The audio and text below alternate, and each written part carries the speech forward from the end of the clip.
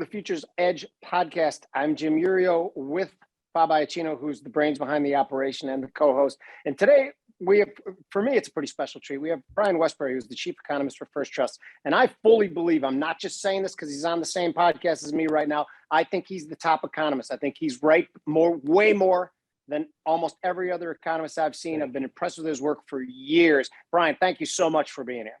Yeah. Jim, it's great to be with you, and I promise to get to Branch soon to have a meal. What? That's the one part I hate about you. You literally live 20 minutes from me, and you haven't been to my restaurant. You eat food, right? That's what we sell. Yes, I do. Too much. We'll talk about that later, though, right? All right. Okay, good.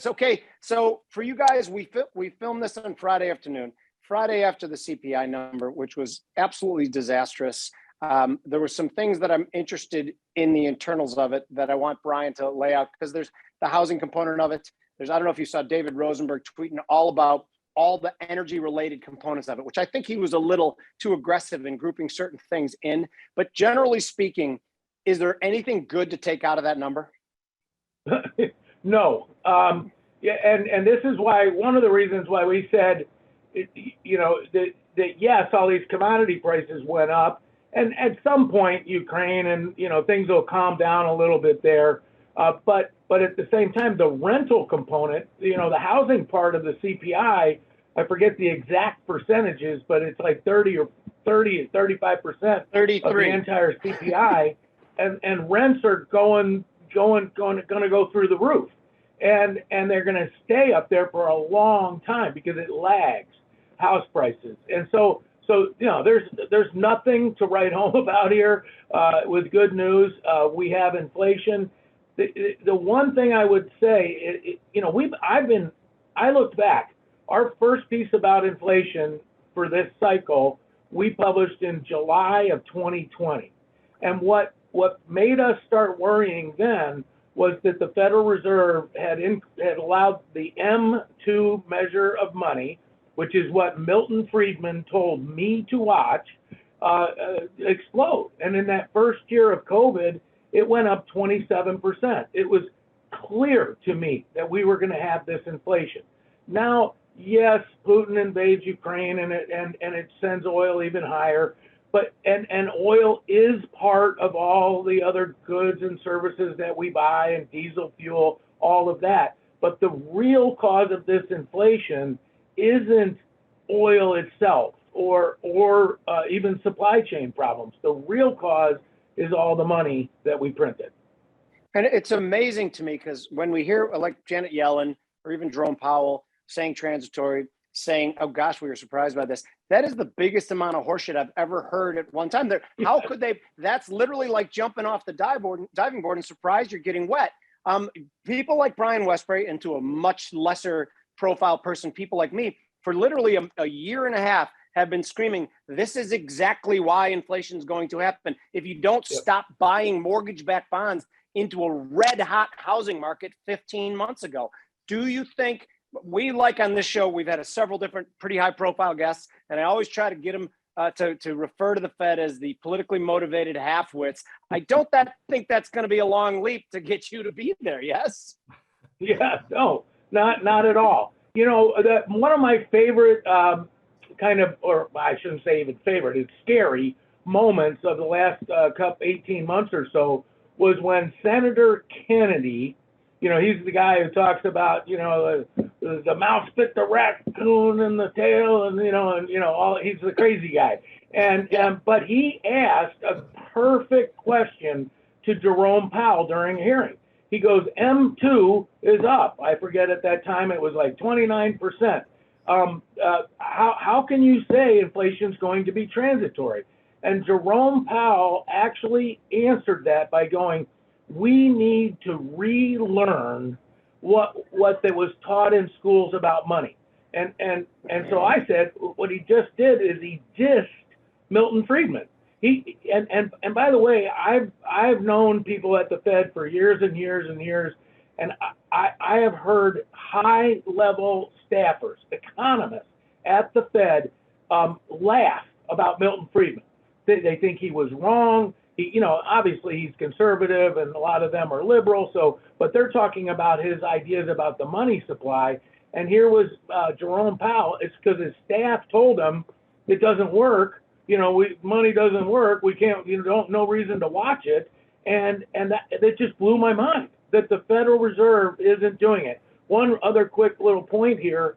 We went back and looked at every single Fed meeting from January of 2020 through today. I think there were 19 meetings, and we put them all in searchable form. We looked for any reference to money supply or M2.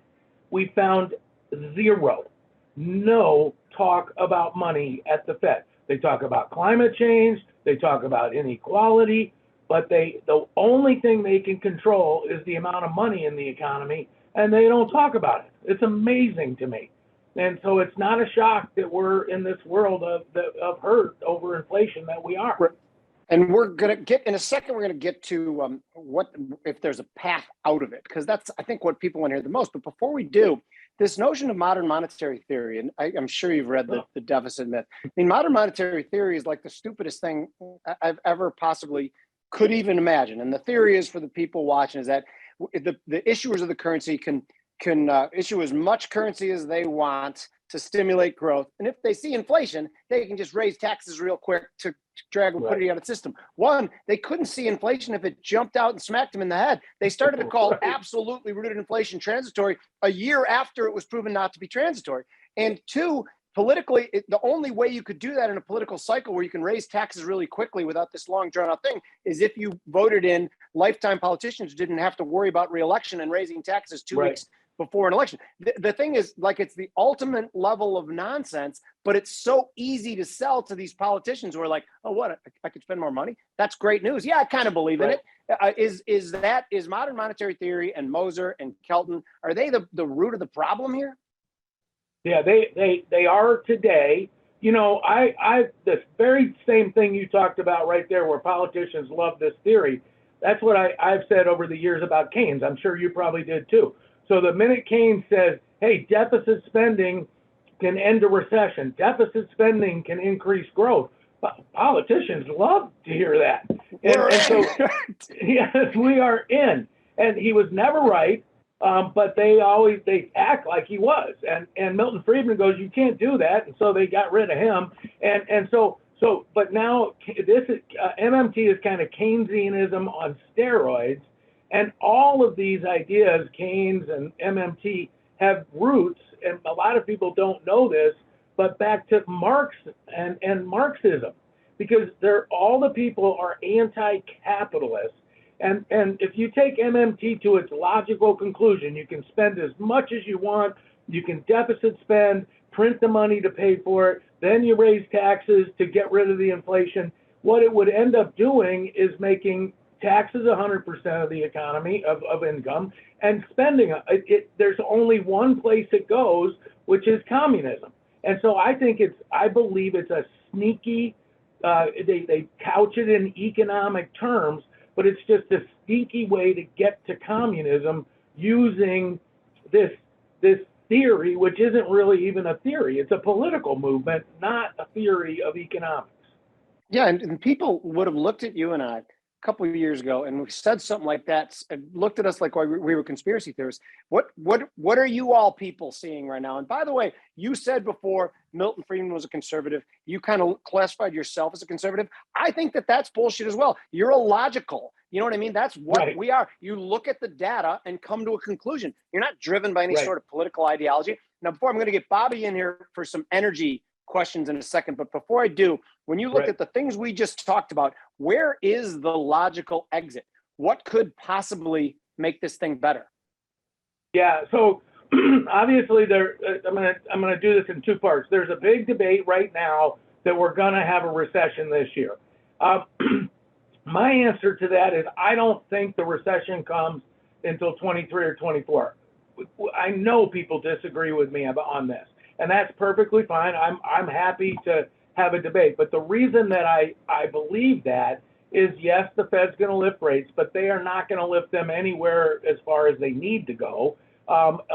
Second, we're not handing out checks anymore. So those are headwinds.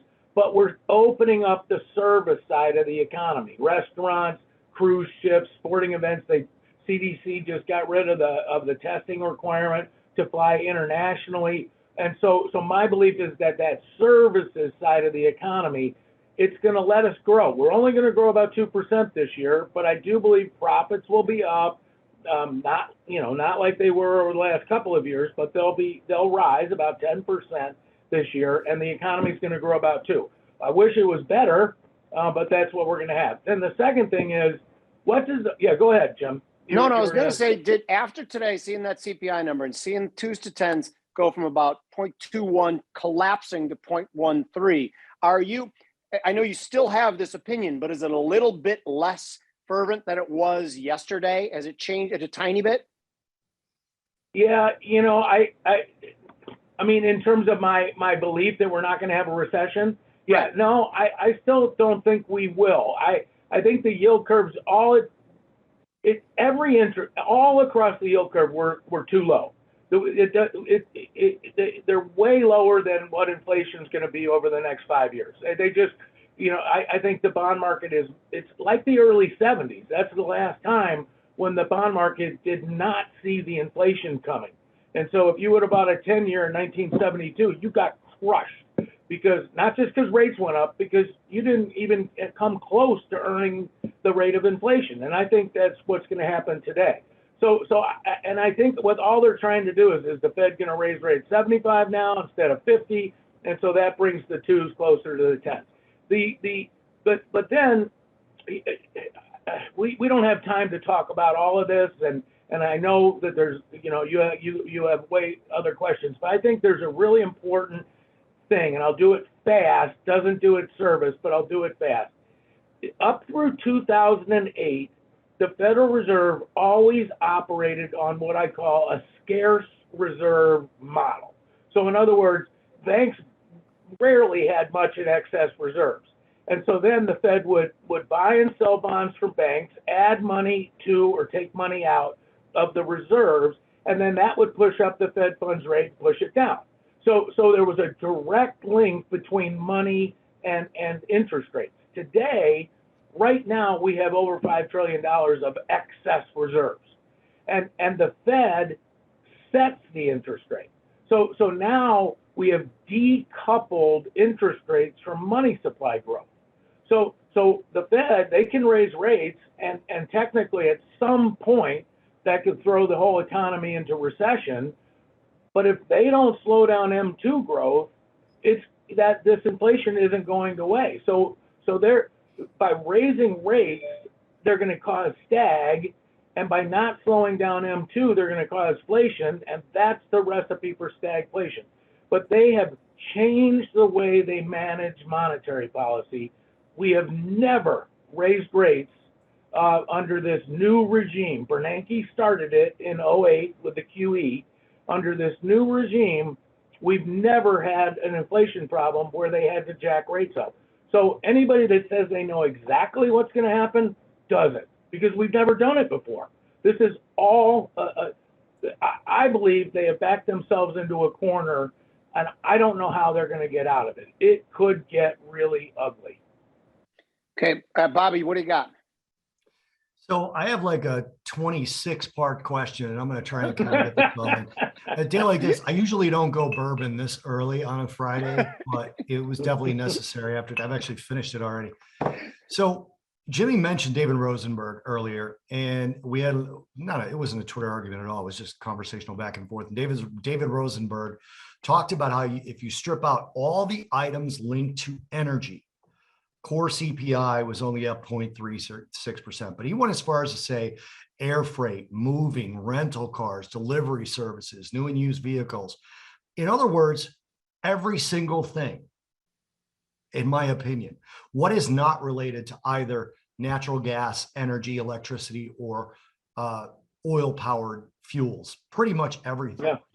This to me leads to the question of services sector inflation, which you briefly touched on, is starting to rise. By the way, the only good news I see in the CPI number today was 3 consecutive months of declining year over year core inflation from 6.5, 6.4 to 6. So it's literally like Right. saying we don't have to amputate all your fingers. We just have to amputate Right. two. But so it's horrible good news. But anyway, when you looked at it from the perspective of removing those things, my contention is who cares what it is since these things are linked? My opinion is the job the Fed needed to do, and the job, quite frankly, the regulatory arm of the administration needed to do, was to realize what was happening last May and June and stop Right. energy and other drivers of broadening inflation from broadening. And they didn't do it. Right. Where am I wrong? Yeah, I wouldn't say you're wrong. I just, monetarists just don't look at the world that way. I'm a monetarist. I'm a Friedmanite.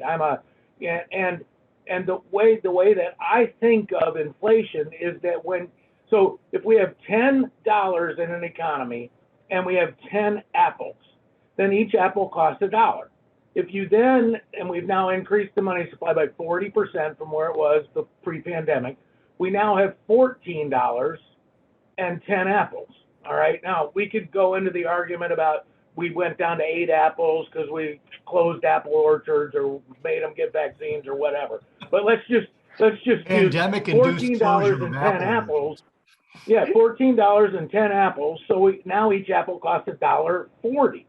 And so when you print 40% more money, if everything is equal, and it's not, all prices would go up by 40%.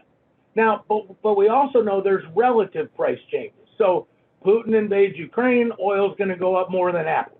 All right. The FDA shuts down the baby formula factory, and baby formula is going to go up more than apples. And so I think you can always kind of say, well, labor is an input into everything. And so that's where people come up with the wage price spiral, or oil and diesel fuel, and all those things are an input into our whole life. So that's what causes inflation. And I would argue inflation is it's simply one thing, and it's just extra money. And so where it shows up the most, we never know. I wish we did. Then I would know. I'd call you guys up and go, how do we get long corn, short soybeans, long oil, short lumber? Like, we don't know. We just know that when you print that much money, things on average are going to go up 40%, some more, some less. But Brian, to Bobby's point, you got to throw us a bone here. We're producing 11.7 million barrels a day. We were producing 13 million just prior to the last 2-year period.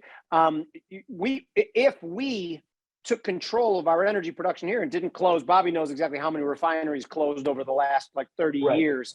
If we didn't have energy in the crosshairs and treated our own domestic production as a national security thing, that would help quite a bit, correct?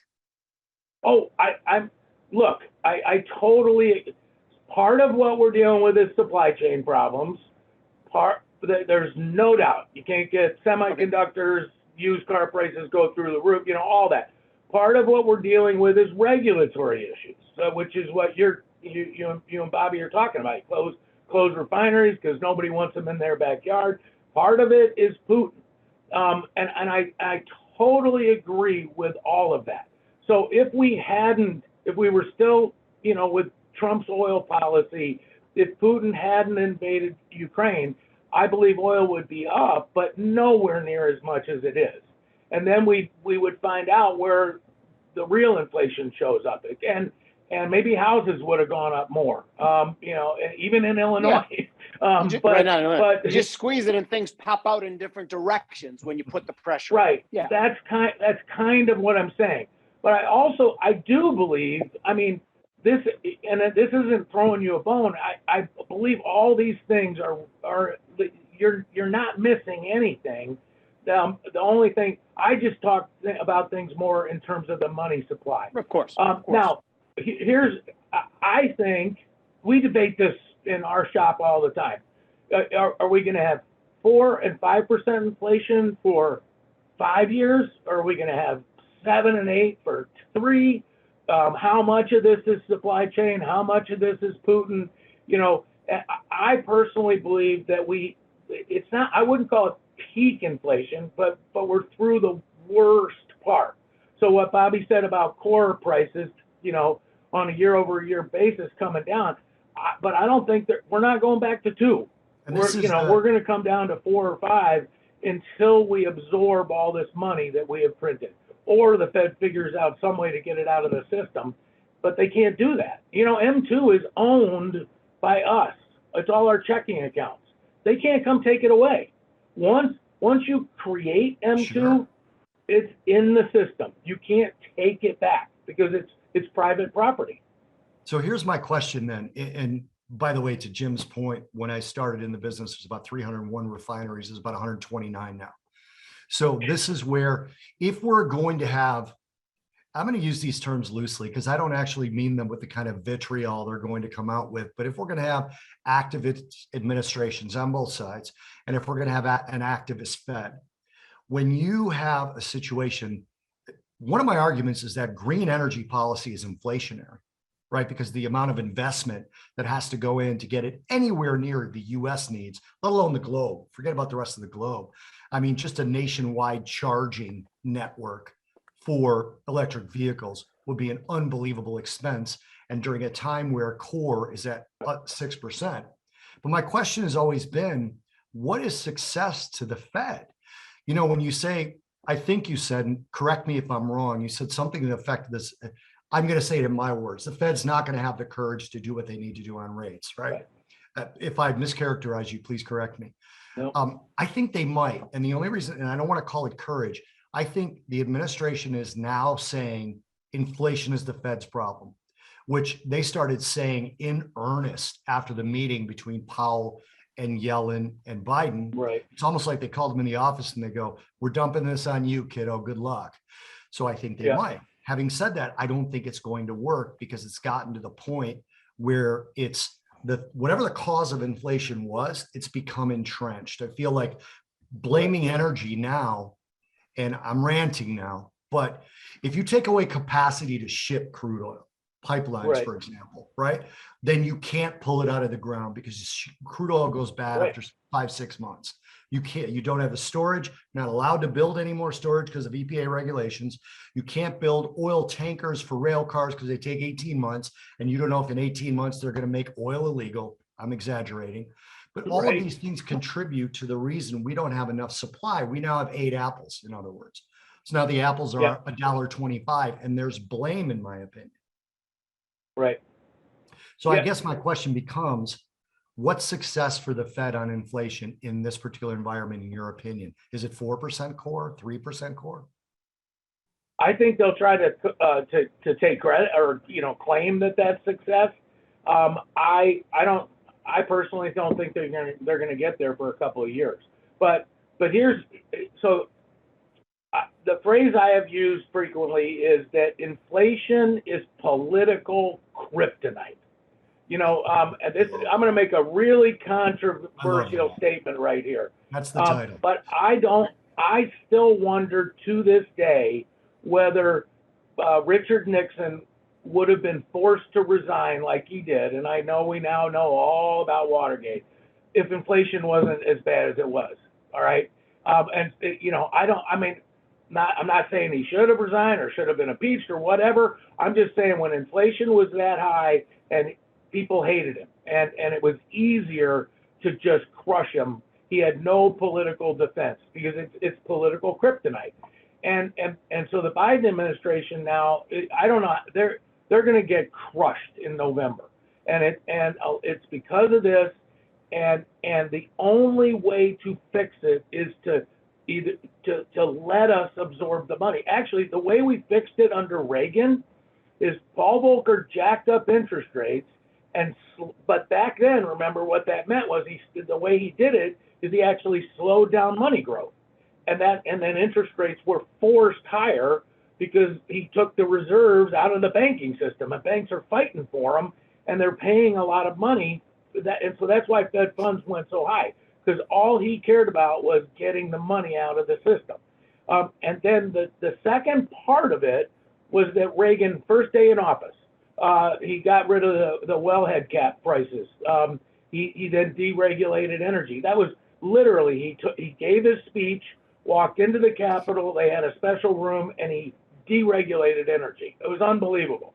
And then we cut tax rates, and then we slowed down the growth of government, and all of that allowed us to have more oil, more apples, and so you slow down the amount of money, you increase the output of apples, and that's the way we fix the inflation.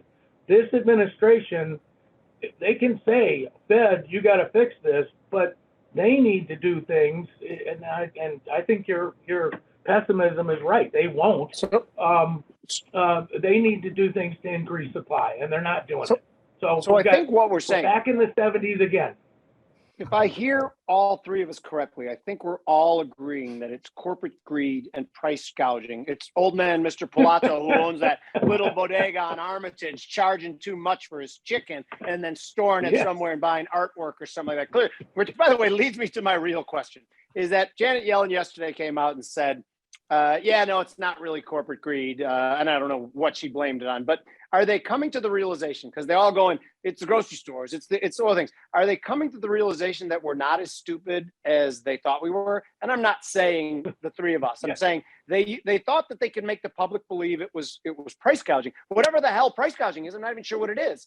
Are they starting to realize that they have to play it a little more straight, or else they're going to get a historical beatdown in the election, the kind of beatdown that the minstrels will write songs about in 100 years? Do you think that's what they're seeing?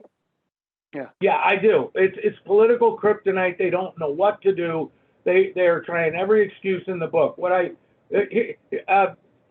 Nobody knows this, but when I was the chief economist of the Joint Economic Committee of Congress, which is a pretty high staff job, and I had access to the Congressional Printing Office that prints everything in Washington and all the stuff that the politicians put out.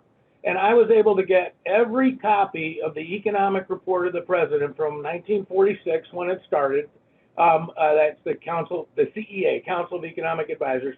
I have them all. They're right there in my library. Sound like an exciting guy, Brian. Yes, I read them all too. And every year from the late 60s all the way through the 70s, every year they had an excuse. There was a drought in the Midwest. The dollar weakened. OPEC caused it. When I try to tell people that we're repeating the 70s, we're repeating the 70s, but they just use different things now. I mean, they actually used corporate greed and price gouging back then. The French dealt with this. They put price controls in, and then they brought the guillotine out to chop your head off if you're a baker and you raise the price. And so this is man's history. Whenever government controls the money, they mess it up. The Romans did it. The French did it. I could go through, probably 1,000 countries. It's just normal psychology to save your job and to save your ass when things are going bad. That's why guys like Brian and I, we're not arguing that necessarily the Republicans are better than the Democrats. What we are arguing is that less government and less power concentrated in government is far, far better for the American people. The Republicans do stupid things too, but they're for less government and putting power more back into the people's hands. Right. And as long as they're that way, then I will vote against the Democrats. And that's how I always like to say it, is that I'm not voting for the Republicans. They seem like a bunch of schlubs too. They're just for putting more power back into the people's hand. Is that an accurate assessment? I am in 1,000% agreement with that. I believe our response to COVID, do QE and spend money, is a direct result of because of what George Bush did and Hank Paulson during 08 and 09. They did TARP. Remember when we thought $700 billion? Congress voted it down. They couldn't get their mind around it. Now they just did 1.9 trillion and passed it So Bush's response in 08 led to the response over COVID this time, and I'm with you. I could give a two-hour speech about all the things I'm mad at Republicans about over history, but we have to shrink the size of government. I'll give you a stat. In 1930, the federal government, without defense, so I took the wars out and all of that, so just core government spending, the federal government spent 2.5% of our GDP. In the last 2 years, it was 27% of our GDP. And that means government grew 10 times faster than the economy over a 90-year period. 10 times faster. 10 times faster than profits, 10 times faster than the market cap of the S&P, 10 times faster than incomes, 10 times faster than retail sales. They are the most greedy institution on the face of the earth. And when they start blaming companies for inflation, when we know it's because they printed too much money, it makes me mad. I try to hold back on Twitter, but like I don't cuss and stuff like that, but I could, and and so I'm with you. And my favorite line about politicians is it doesn't matter who you vote for, the government always gets in. And the only way I think I'm on my soapbox just a little bit, a couple more sentences. Government is so big that it's in every part of our life. Everything is political. Sports are political. Movies are political. Like obviously social media. And the reason is that you have to lobby government, get angry at them, go yell at them, in order to get stuff. Like they're in every aspect of life, and then we wonder why people hate each other. And I'm not gonna. I want to be careful how I say this, but I believe if our government were back to the level it was, let's say in the 50s, or the early 60s, instead of where it is today, we would have way fewer problems in our world. The evil things that people are doing to each other right now, I believe, directly come out of the size of our government and its intrusion into every part of our lives. Yeah. I'm going to ask you a question about price targets and rate targets. But first, anyone who could see the events over the last 2 years and think the answer to our problems is to concentrate more power in the government hands, we can't talk to those people anymore because it's unbelievable to me. But back to reality. So you said you think the Fed chickens out. Is there a price in the stock market? Is there a pullback in the S&P that gets them worried? And what is your target for Fed funds? I don't know, before they stop, when do they stop? Right. I think it's going to end up having to go to 6-7% eventually. So in other words, what I'm saying is I do think I'm with Bobby on this, that inflation is some oil, some war, some supply chains.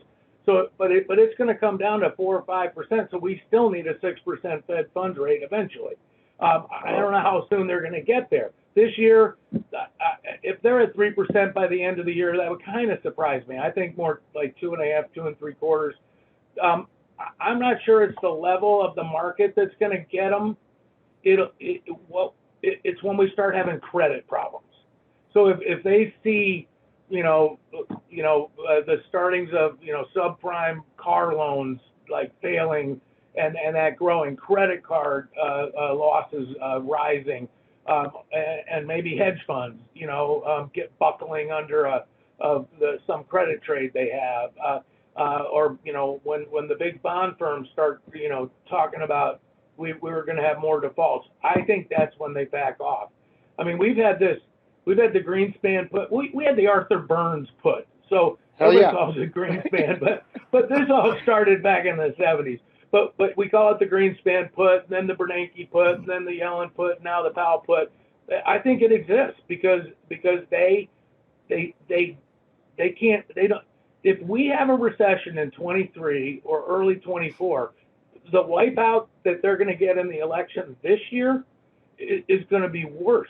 Republicans could end up with over 60 seats in the Senate if there's a recession in late 23 or 24. So I don't know what their strategy is. I don't know whether they're going to cause all this pain now so they don't have it in 24. But I just keep thinking once they see credit problems, that's when the Fed backs off. Okay, so Bobby's going to get the last question, but I will say when I begged you to come on and said that it was going to be a 20-minute interview, I hope you knew I was lying, right? As soon as I had you on, I wasn't going to let you escape. So just going forward, you should never have trusted that it was only going to be 20 minutes. Bobby, you got one more goodbye question? Yeah, I just want to point out some of the. Yeah, thanks. I will, but I do want to say, Jim, I'm coming up to see you at the restaurant. I'll DM you on Twitter, and we'll figure out a day that you're running around making sure everything's running right. So very cool. Thank you, Brian. It's good to have you. You can follow Brian on Twitter at Brian Wesbury, right? Yeah, at Wesbury, not and just straight again, out Wesbury. At Wesbury. And if you guys can find a better economist who's been right more over the last 10 years, show him to me, because I don't think it's out there. So see you, brother. Yep. Thank you, Jim. All right. Take care, guys. Great to be with you. See you, Brian. Sorry, Bobby. He didn't hear me. Obviously, I wanted to give you the last word, but that's all right. I'm just gonna throw in for Nader now to make sure he cuts. I'm still here. Very well.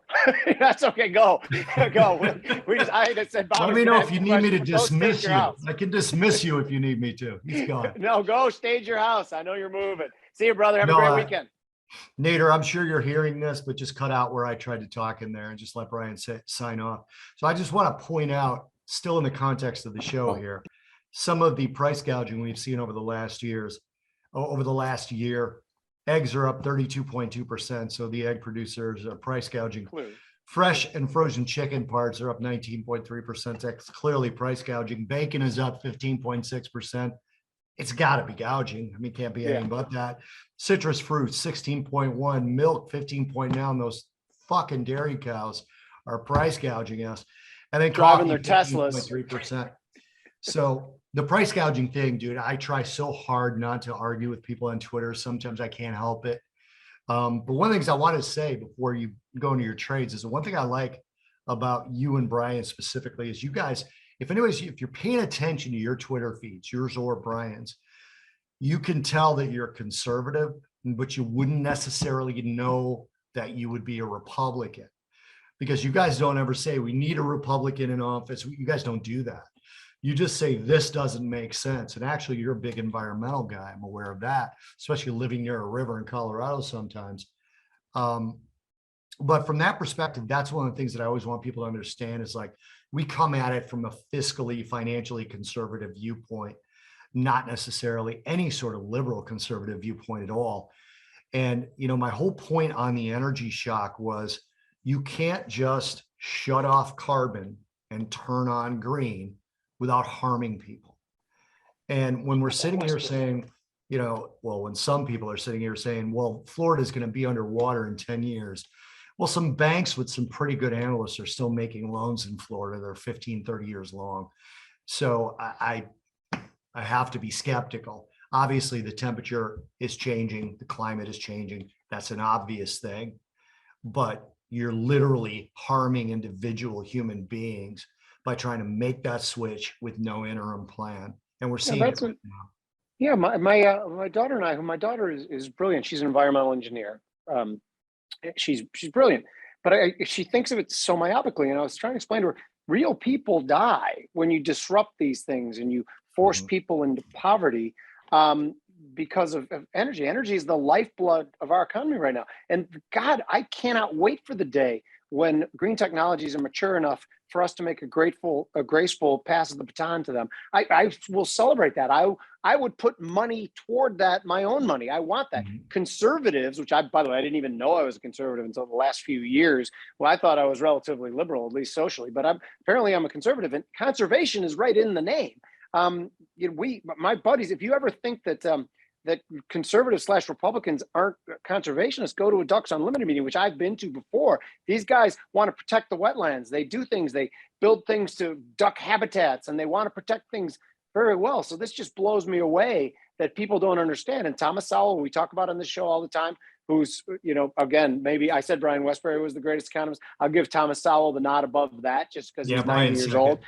Brian's second. He said there are no solutions. There are only trade-offs. Keep that in mind. Underscore it. Give it an exclamation Well, to your point, there was a really good article in the Wall Street Journal this week, and I noticed it because I'm actually looking for a hybrid vehicle right now. My wife started a new out-of-the-office job, and quite frankly, with gas prices the way they are, her stipend for auto expense is not enough.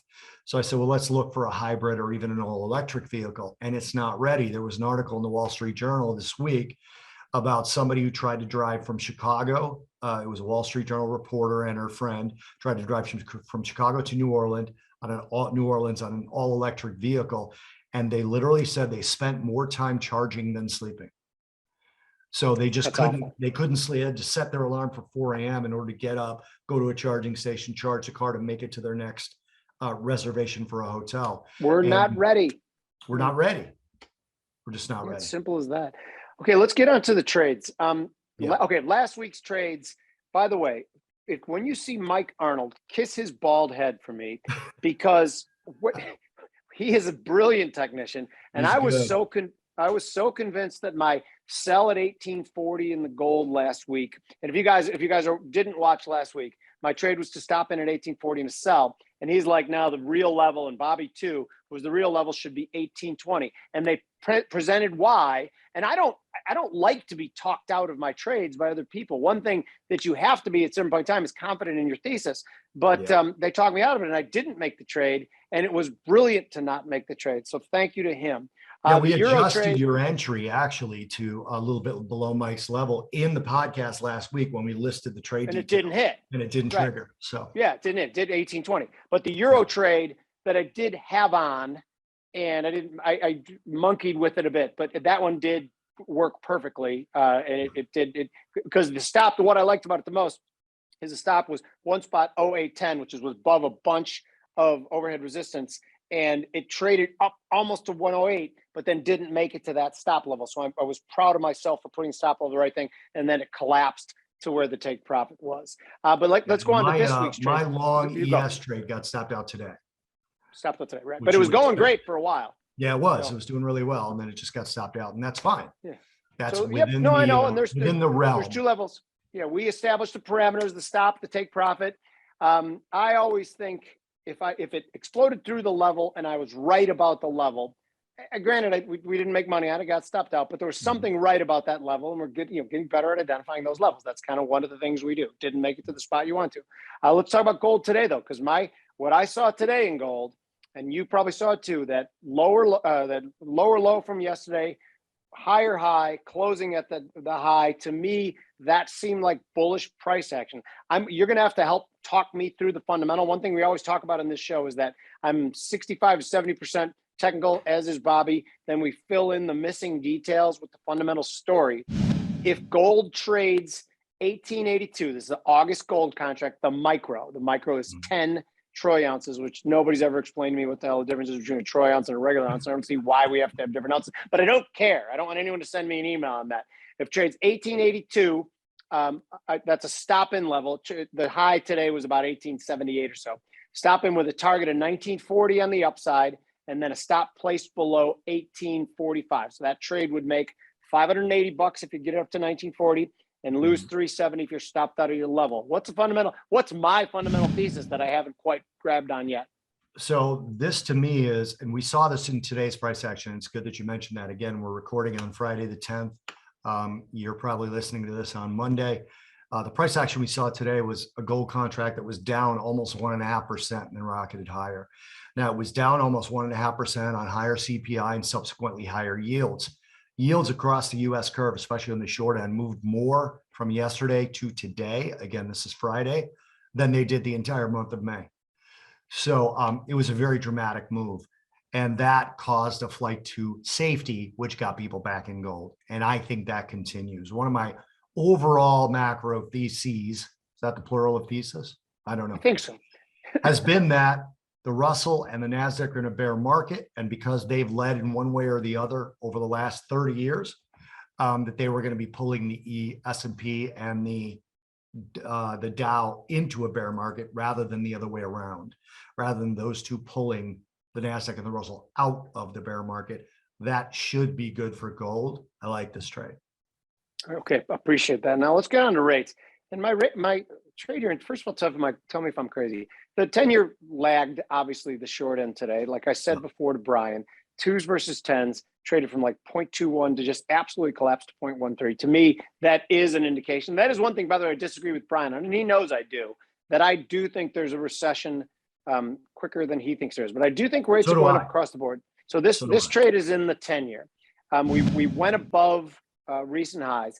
This is the June micro CME 10-year contract, buying at 317, 3.17, targeting 4. which is a highs from a couple of years ago, or a important level from a couple of years ago, and a stop placed back below 260. Now, this is obviously a longer term trade. This is going to take a few weeks or months perhaps to play out. So that trade with the micros per one lot makes $830, risks 570. First of all, the two questions to you. Do you like the trade? And two, should I have been making it in the 2-year instead, just because that's what the Fed's going to go after? No, honestly, I would have liked to have made this in the 5-year, simply because I think it's a combination of things, but I like the trade either way. What people may or may not realize is the S&P, are we closed yet? We're close to closing. If we close right where we are now, it's the lowest close of this move for the S&P. Really? So where yeah, this is not look at it. Yeah, we're closed. Right. Yeah. So this is the lowest close of the S&P for this particular move. So rates are going higher in the short term. Now we got the FOMC meeting next week. So I think you'll get to profitability before, but that'd be a really big move. So that's the only question, is the FOMC somehow turn it around? Because I think the move in rates in the 2-year specifically was based on people now thinking that the Fed is going to go 75 next week. I don't think they are. And actually, I'm going to pull up the Fed Watch tool on my other screen. I have it in my head if you want it. Yeah, what is the probability? 78% for 50, 22% for 75. Yeah, see, I don't think they're going 75 in this meeting, but I think that they'll say it's possible. I think they'll say mid-meeting is possible. I think they knew this number. Like, I'm not a conspiracy theorist, but I think the Fed and the president gets these numbers a few minutes early. I would hope so.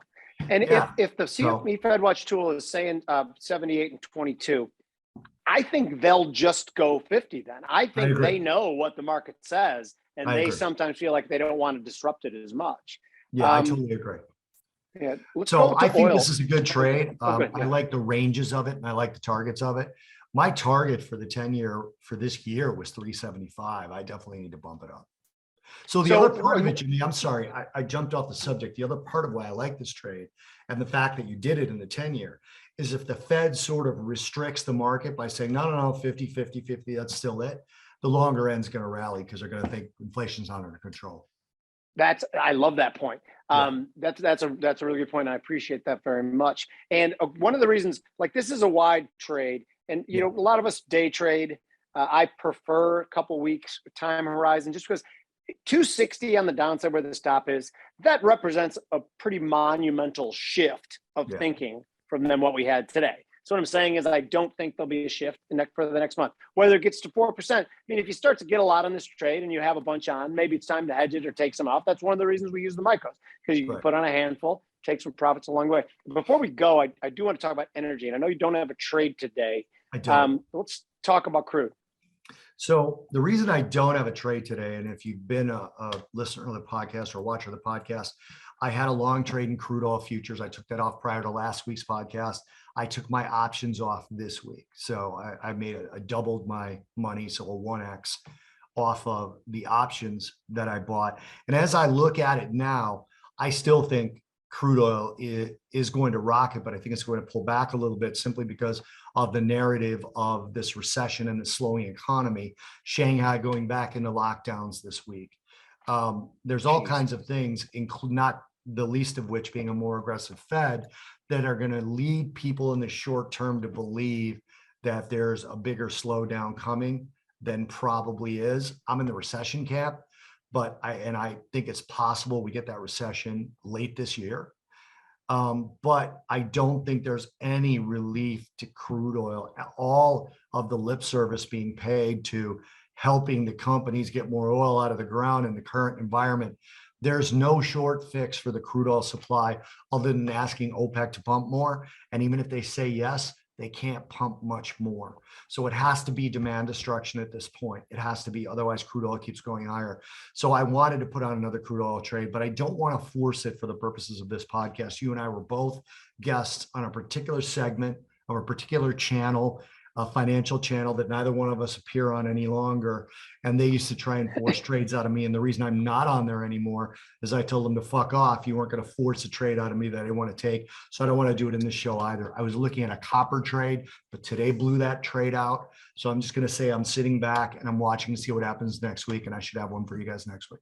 It's so funny because I think a lot of people think like trading is this exciting, fast-paced thing, and it is mostly watching and waiting. It is like fishing for like marlin or something. I don't know. I don't fish, but I don't do anything that like normal guys do, except for drink beer and hang out at the bar, play sports. But you just sit and wait and watch screens a lot of times. And if you can put up with the boredom and wait for your entry, you make a lot more money. I know I do. My weaknesses are boredom will make me look at a chart differently. Also, I get excited when a trade's going in my way. Like I talk about this 10-year trade. I like to have a few on so I can take some off, but realistically, I do better when I just set my parameters like you've taught me to do and just forget about it. But forget about it is hard for control freaks. Well, it is, and I'll throw two things onto your example there. I used to tell people all the time, and I still do, the life of a successful trader is very boring. The off hours is pretty exciting. Like the times when you're not back working. in the 90s, it was really exciting. Especially in the 90s, even the early 2000s before 9/11. But anyway, that the life of a successful trader at this point is pretty damn boring. I mean, it's minute to minute. You do your analysis and you wait for something to happen. That's if you're doing it right. My wife is a big stargazer, right? She knows a lot about the constellations and all this. And I had never seen a shooting star. We moved down to Florida. Yeah, we lived in the city in Chicago, so there was just never enough. There was too much ambient light to ever see anything, right? So come down to Florida now, and the lights are all off. People go to sleep at 3:30 in the afternoon. So at night, the lights are all off. And I'm looking up at this guy. One time she wakes me up at about 4 in the morning. She goes, "Come on, there's a meteor shower." I'm like, "Come on." She's like, "No, it's on my app. Let's go see the meteor shower." I'm like, "Whatever." Never even seen a shooting star. We go out there and I see multiple shooting stars. Okay. Wow. It's like a crude oil trade here and there. And then we see this meteor, man, and I was waiting for it to crash land on my neighbor's house. It flew across the sky. It was like a fireball. I never saw anything like it in my life. That's trading. I don't know when I'll ever see one again. But that's like you put on that trade and you just kept moving your stop and you're like, wow, I wish every trade was like this. But it's not. Most of them are just like little shooting stars here and there. And then every once in a while you get that one that makes it worth it. All right. I appreciate it. Well, we should let these people go at this point in time. I'm tired. It's Friday afternoon. Gonna get a quick nap, then head to the bar. You gonna have another bourbon? I'm gonna fill us up. All right, good. Good night, you guys. Thank you very much. See you, Bobby. Thanks, guys. See you, Jimmy.